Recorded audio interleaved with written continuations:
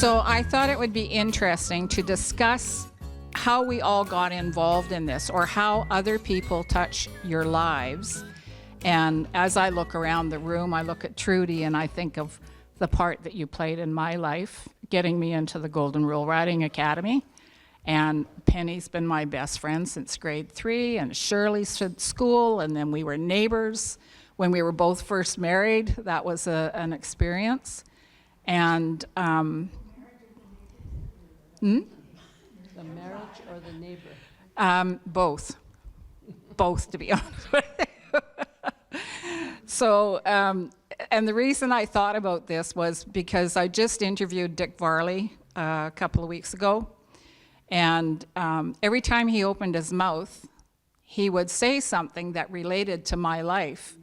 And you have to remember that, or you don't have to remember, but maybe you should know that Dick's wife Muriel and I share an aunt. So that's our number one connection. We share an aunt. And that aunt said to my husband, "Oh, I hear you race."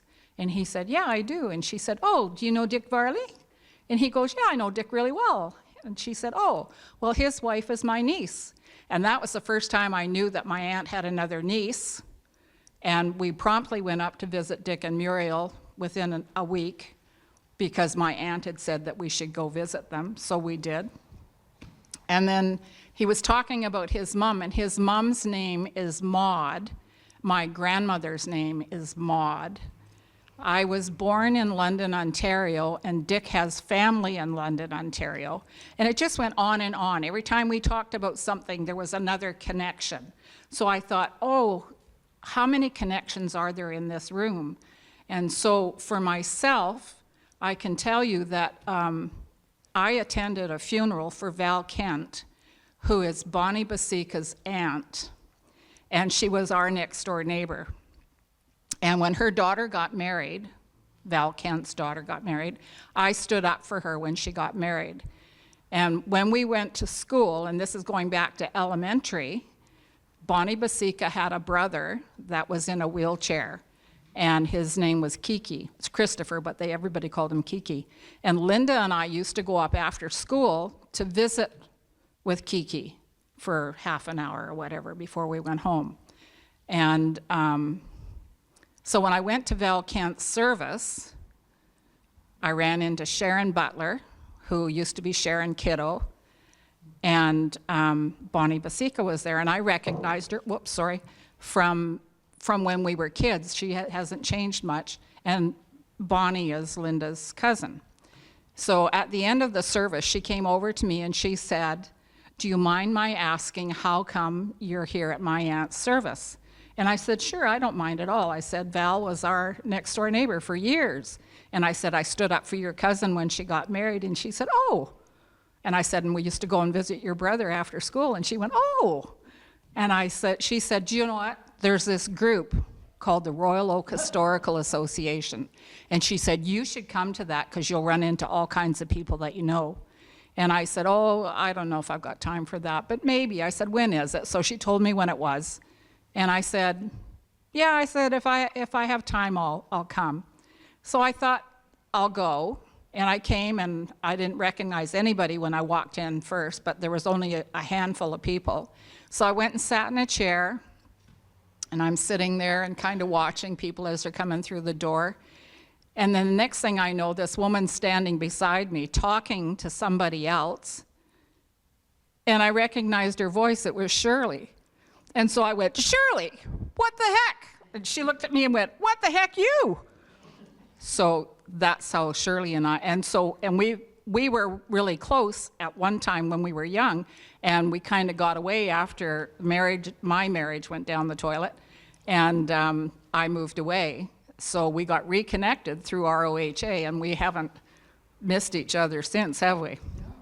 Yeah, so I just wondered how many other stories there are like that in the room. So what I'd like to do is to pass the microphone around and let everybody tell about their connections with one another, or with maybe you work together, maybe you live. Linda Gray was one of my neighbors at one point in time when I first moved back to the island. There's probably a ton of people I could keep mentioning. And John just passed away. Oh, did he? I did not know that. I did not know that. So anyway, so that's what I'm going to do, is to pass the microphone around. And so I think I'll start with our lovely here, Joanne. Oh, lovely. You have to hold the microphone. What am I supposed to be talking about? How you got involved with ROHA and what your connections are. Well, my friend Heather, who died recently, got me connected, and I used to go to this church, and Sunday school was in here, and Sea Rangers. Can you think of something else? School? When they said Mr. Thomas, when I first started coming here, Joanne said to me, "Did you have my dad as a teacher?" And I go, "Yeah, I did." "How do you get along with him?" Not everybody got along with him. A lot of people did not get along with him. It depended on what side of the fence you were on. And I was on the wrong side of the fence from day one. And I'm not going to tell you what she said.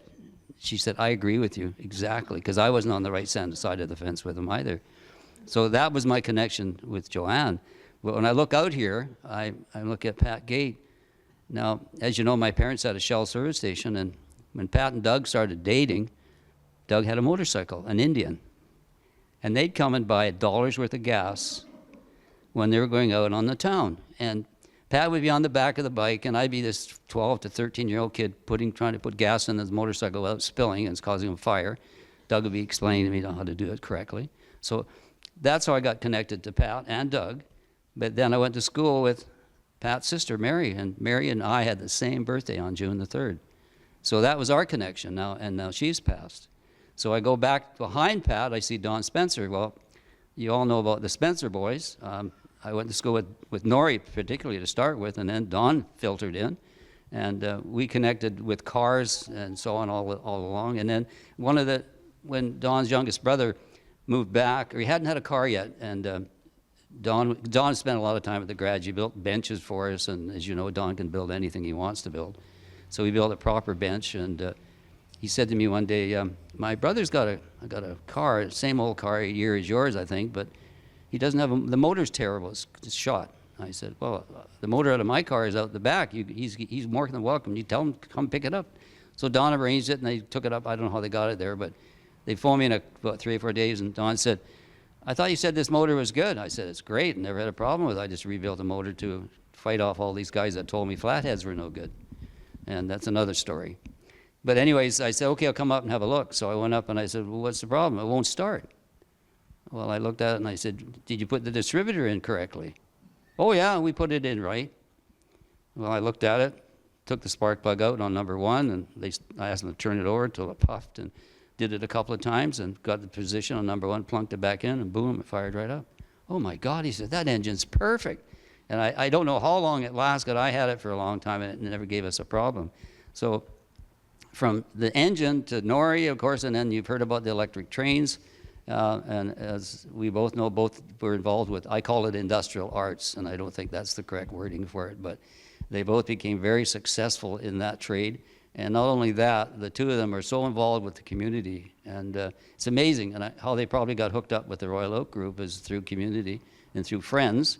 And as you know, if you want something built in construction, or any questions about electricity, or as for instance, Pat Houle, later we'll show you one of the boards on the Saanich Fair thing.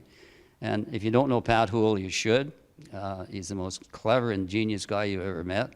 Worked out of a little tiny shop off Oldfield Road for a long, long time.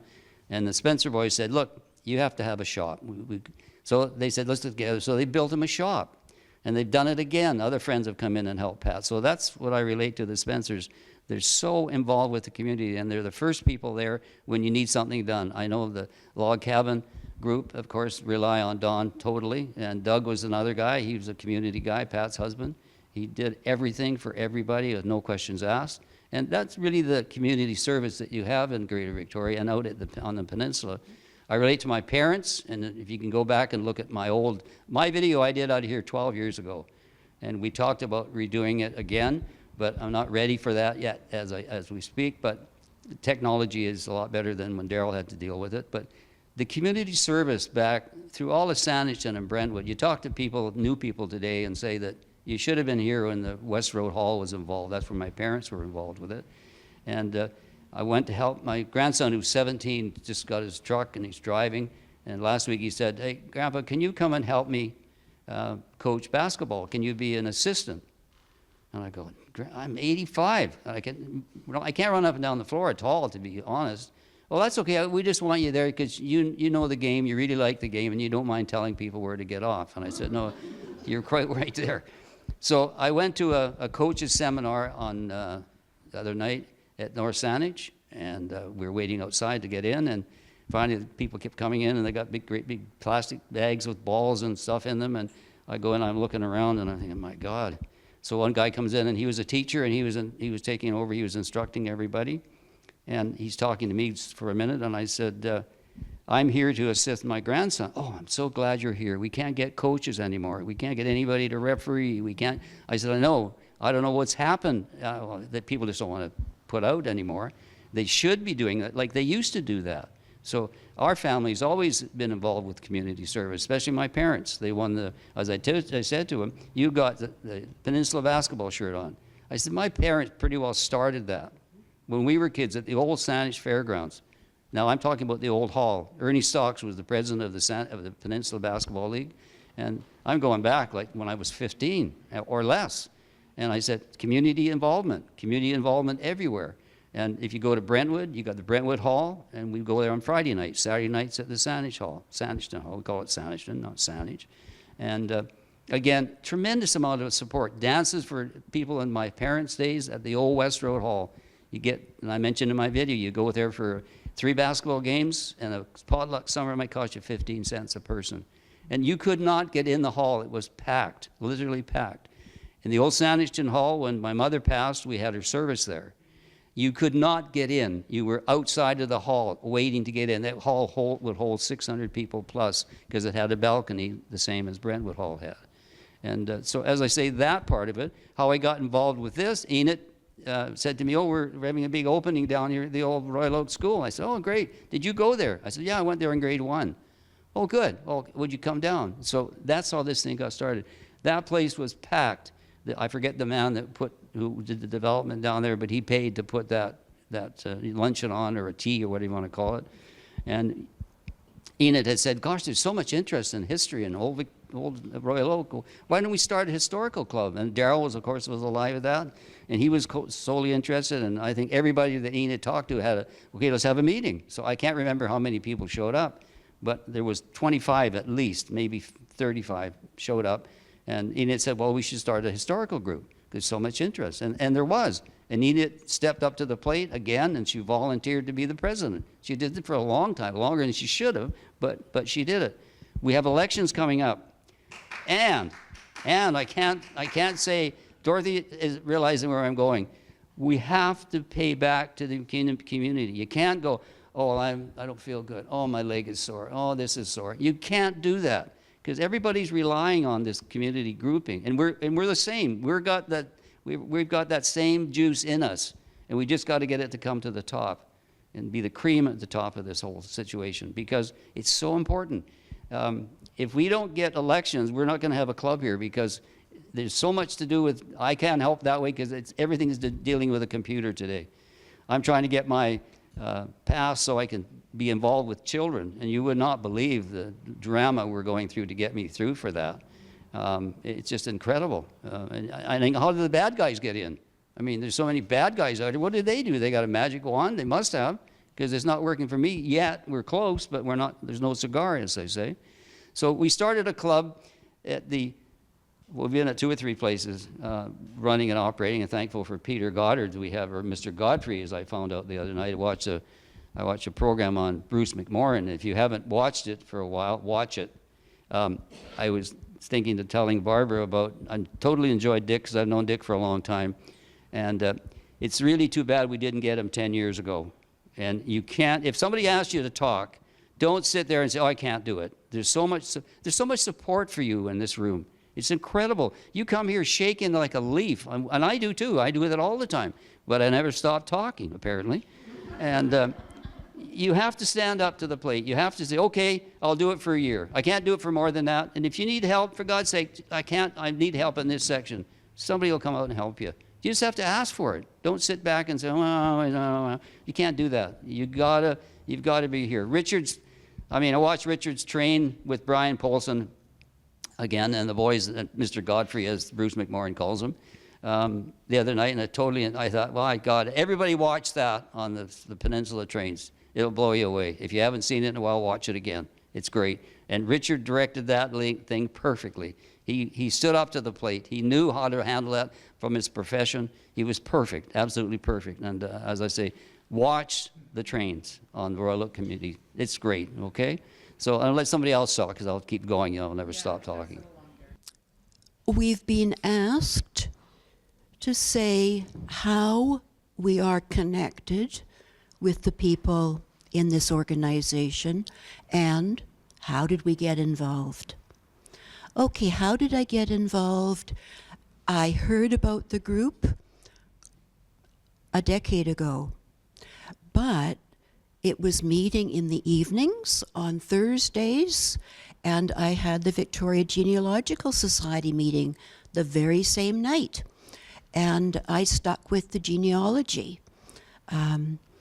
It wasn't until we started coming here in the afternoons that I was able to attend, and I've done so enthusiastically ever since.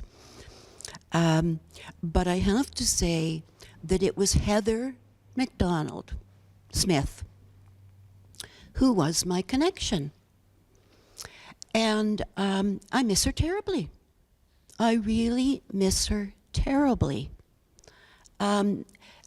Every meeting that I've been to when Heather has been here, she and Joanne both have come up to me and said, hi, how you doing or whatever. Every meeting, Heather would come and greet me. Not this time, and I really, really miss her.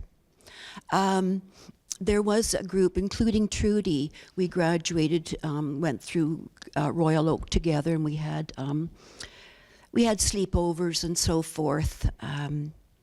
But for me personally, there is no one student that I went through school from grade 1 to grade 12 with. I have no peer in that sense, because I went from grade 1 to grade 4 at Prospect Lake School, and then I skipped grade 5 and went to grade 6 at Beaver Lake. One person skipped with me, and in grade 11, his father got work in Ottawa, and so he graduated in Ontario. So I don't have a peer. So I'm constantly sort of, snuggling up to people as if they were sort of adopting them as school friends. Thank you. Thank you for being there. I mentioned genealogy. I'm going to tell you one story that's slightly off track, but you'll see how it does fit in. 2016, I'm in Frankfurt, Germany, for a conference. For one of the sessions, we have to sign our name on a piece of paper as we come in the door. I know that the woman in front of me, she's from Western Australia, and she signs her name as Lynette Gillum. And I go to sign my name, and I think, that's strange, because Gillum is an unusual name, but it's the name of my great-grandfather. So I just said to her, that wouldn't be one of the Gillums from Countess Thorpe, Leicestershire, would it? Yes, that's where my family's from. Turned out we were third cousins. We were totally unaware until that time that either one even existed. I'm from Western Canada, she's from Western Australia. We're meeting in Germany. Third cousins. And you think, okay, that's really weird. Well, I found out by doing genealogy that I'm related to Sally Noonan, one of the kids that was in our graduating class. But it just, the peninsula was somewhat insular. in that the families knew each other and there were marriages among those families.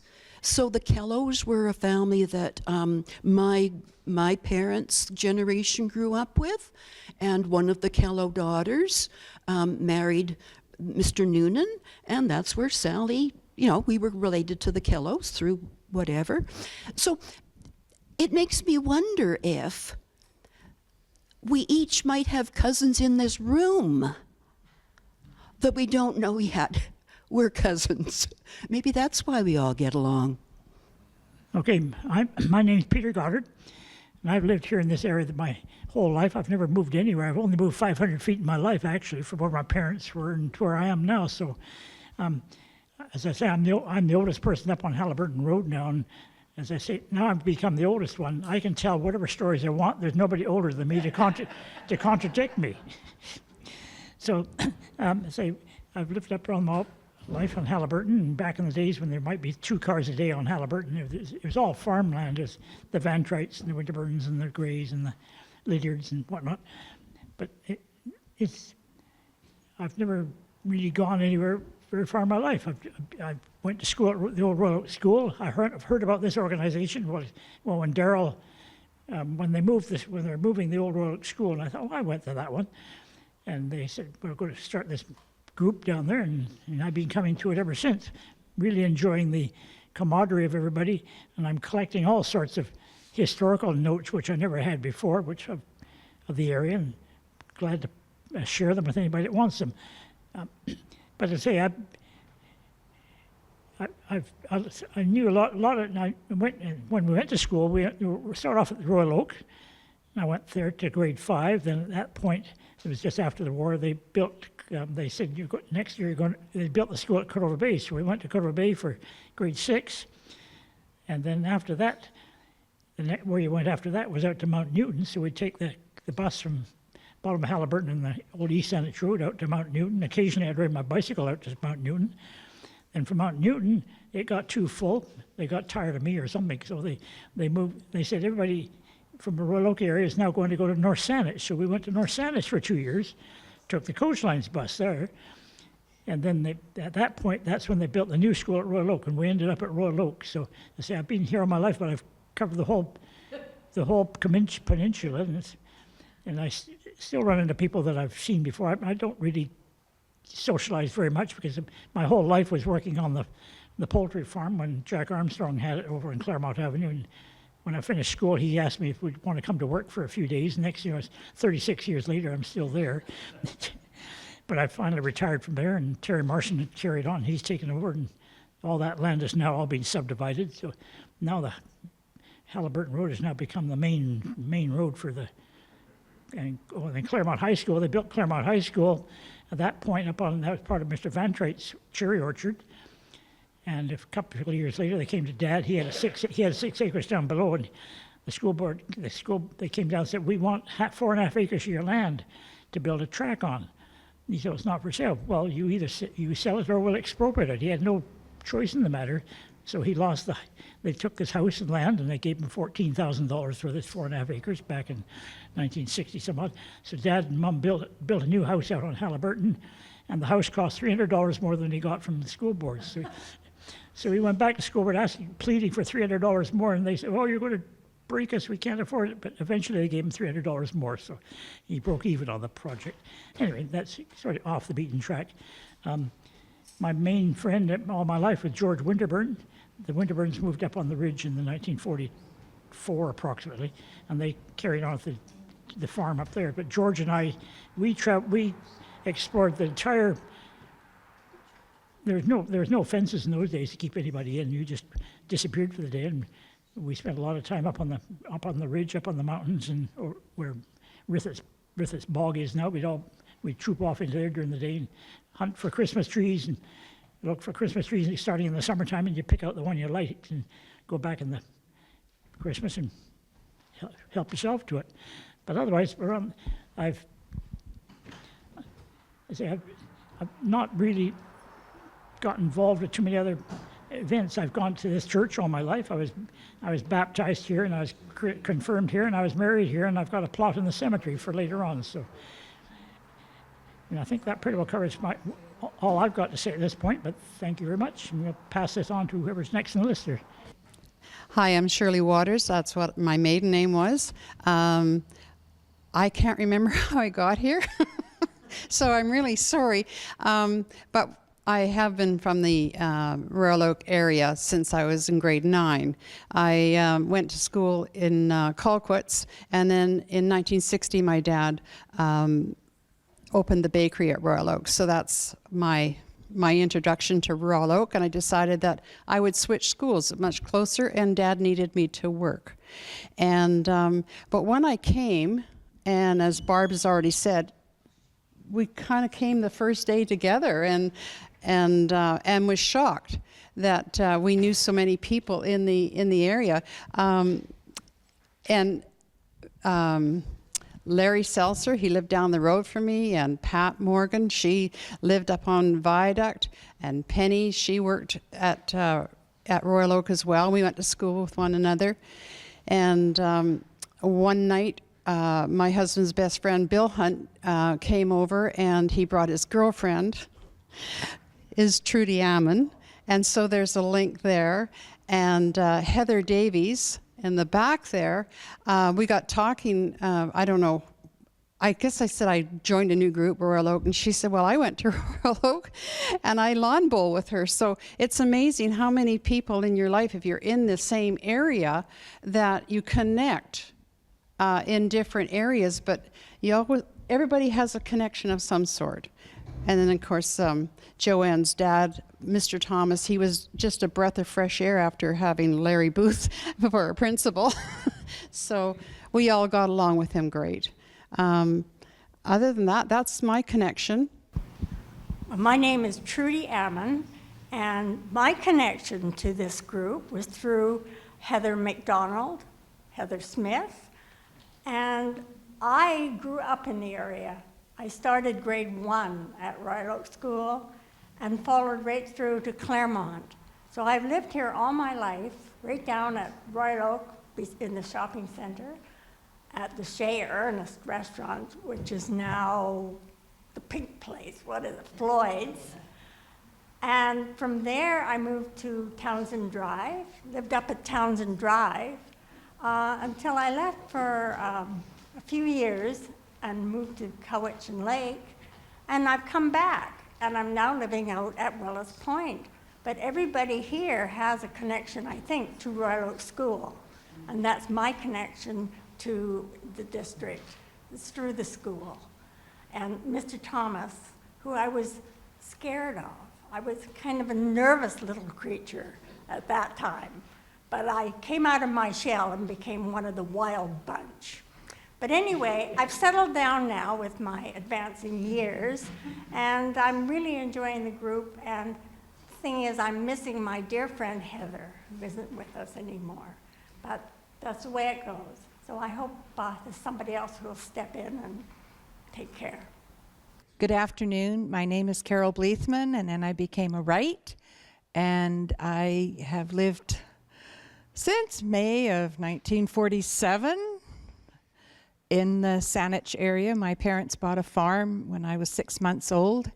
My dad had the gas station at Royal Oak, and he passed away in 1970, and I have still always lived in the neighborhood. And I got connected with this group because I was at the Claremont, now 62 to 12, 50-year anniversary. And I was talking to Heather McDonald Smith, and she told me about this group that had just started up, and Diana Punt, who started grade 1 with me, and Margaret Palmer, who also started grade 1 with me, were here. And that's how I've kept on coming. And now Enid, her brother, worked for my dad in the gas station, and I knew the Cuthbert family through that. And I heard somebody mention Kiki here. Is that Kiki Footner? Yes. I can remember way back when my dad was gassing up the car for Mr. Footner, and he had adapted the car so that he could take Kiki in his apparatus, or whatever you call it, that he had to travel in, and he loved to go fishing. And they had the fish boat also adapted so that they could put him on the boat and he could go fishing. So it's been years since I've heard the name Kiki, but anyway, that's how I ended up here. My name is Don Spencer, and I won't cover all the stuff that Gary's mentioned already, but I will touch on Pete Thomas because he was one wonderful teacher, and I got two stories to relate about Pete Thomas. And the first one was one day he came to school and he had two mismatched socks on. And so we gave him the raspberry on that. So what's he do? He goes home at lunch and switches and comes back with a different pair of mismatched socks just to get us going. And how I came to this club here was Harvey Sherman. And this goes back to Pete Thomas too.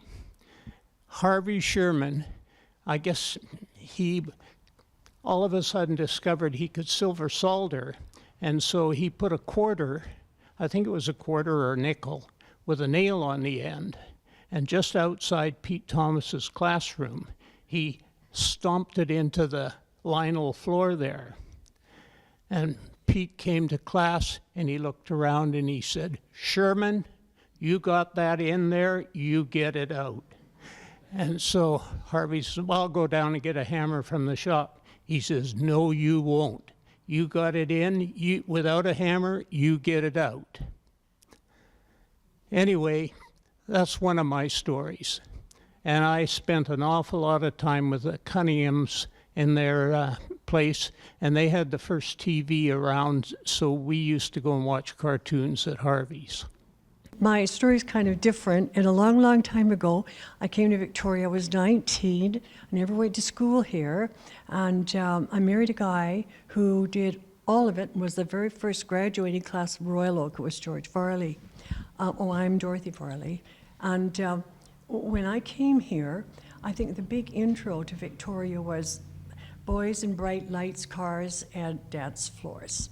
And then through the series of all that, I went to Sprachau School, and I met Enid, and I met Donna, and I met, I think her name was Barb. And anyway, and they sort of were real idols for me. So I grew into the situation here very innocently, and years and years and years later, here I am.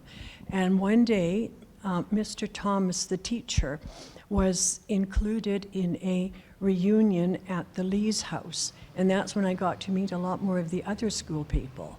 And I just sort of feel like I got melted into the group. I come from the north end of the island, a fisherman's village, and it has been astronomical to come here under the wings of sort of invisible connections that now are manifest. I'm going to start crying.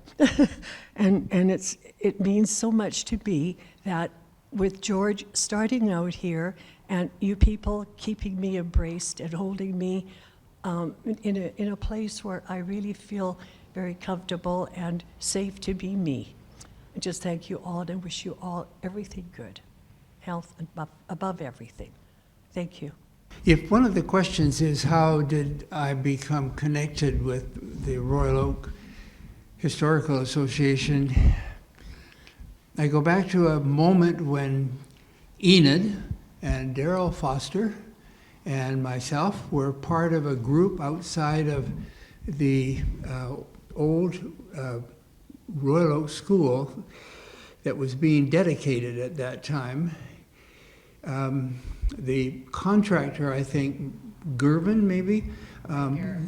Garrick? Yeah, he arranged to have the property, have the school, and he got something for them. So that's where I first became associated, and we moved inside the school during the reception, and it was at that point that Enid said, I think we ought to get together as a group of people who are associated, and Daryl and I were certainly supportive of that. And it was then the formation of the meetings that Peter Goddard appeared, and Heather Smith eventually came along, and we formed the association. I think I wrote the first set of purposes for the society and took it down and got it registered with the government. My name is Heather Davies. I was Heather Graham, and had lots of family in the area, but I think I heard about this group through my cousin's wife, Shirley Lee. She was Shirley Robinson.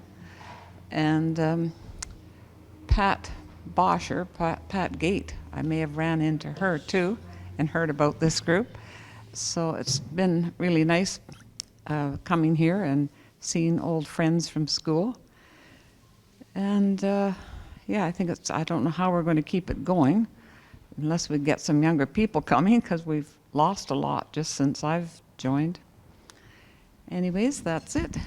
Thank you.